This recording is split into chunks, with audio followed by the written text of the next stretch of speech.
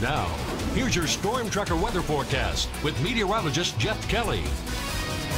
Love those fall colors, but a lot of them are coming off the trees and heading on the ground. You know, we're probably going to see the peak for most of Montana next week on the colors. Not everywhere, but the peak of the fall colors. Love that shot on a Friday. Let's see what we have on the menu. Gusty winds, going to continue that through tomorrow. So if you have some outdoor activity, don't be surprised. Cooler on Saturday too, and Sunday looks like our best bet for some precipitation around about. Still taking a look at some of those great fall colors here in Great Falls, where we have Great Falls. 61 degrees right now, and those wind gusts at about 23 miles an hour. And you can see around the area the temperatures. We're at 70 degrees with these winds over in Kalispell, 67 for Missoula. So really pumped up the temperatures, even off towards the east. 66 this evening in Glendive and 67 for Miles City.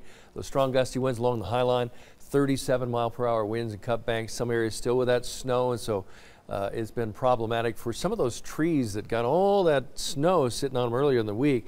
They're a little more vulnerable with this high wind. That should be warning. It says what should be warning until tomorrow at about 9 o'clock tomorrow evening. As we take a look at our Doppler net, quiet conditions out there for this evening, and you can see the cold front and the associated jet stream just pushing all that energy in our direction. So not much as far as precipitation along for the ride with this dry clipper coming through the area.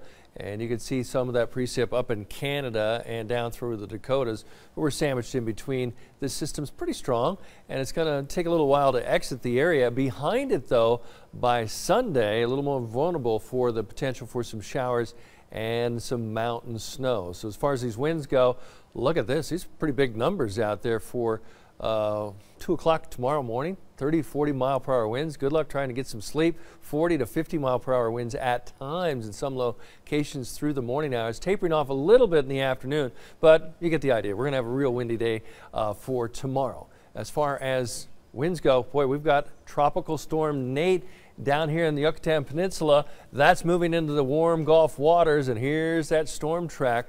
It's tropical storm right now, 60 mile per hour winds, but by the time it gets up around New Orleans, it will be a hurricane. We think it's a Category 1 hurricane nonetheless, but moving into that area. New Orleans has already had mandatory evacuations for some of the areas, not the entire area, so they're going to have their hands full with all that water, wind, and the storm surge going on. Okay, tonight's lows, comfortable for most locations. We'll keep it a little bit above normal, 47 Fort Benton, 46 for Great Falls. Tomorrow, cooler by about 10 degrees or so in the 50s. And as we take a look at the 7-day forecast, Sunday, going about a 40% chance of some showers. A little spotty. We could even see a little bit tomorrow. I want to throw that in there, but I think Sunday a little more vulnerable for that. Monday, Columbus Day. Some of you have the day off, 52 degrees. And you can see next week, we do see the temperatures go up a little bit on Tuesday, but I think for the most part, we're going to keep those temperatures below average all next week. All right.